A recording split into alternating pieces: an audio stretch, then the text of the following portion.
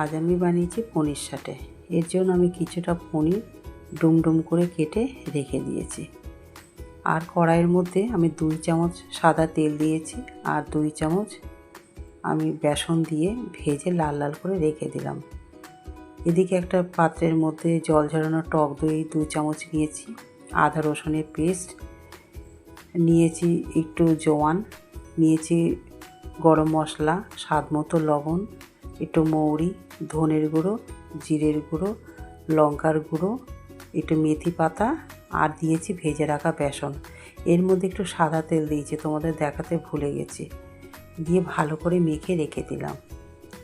অন্যদিকে আমি একটা বড় দেখে ক্যাপসিকাম নিয়েছি আর নিয়েছি পেঁয়াজ। এবার চৌকো চৌকো করে কেটে মশলার সাথে ভালো করে মেখে রাখলাম। রাখার পরে একটা কাঠির সাহায্যে একটা পনির, ক্যাপসিকাম, পেঁয়াজ এইভাবে পরপর সাজাও, ঠিক আমি যেভাবে সাজিয়েছি।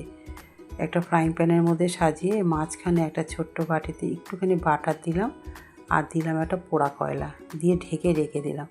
10 মিনিট অন্তর অন্তর ঠিক উল্টিয়ে পাল্টিয়ে নিতে হবে। নেওয়ার পরে গ্যাসের আগুনে আমি কাঠিটা ধরে একটু পোড়া পোড়া করে নিলাম। দেখো যেন বেশি পুড়িয়ে ফেলো না, তাহলে তিতো ভাব চলে আসবে।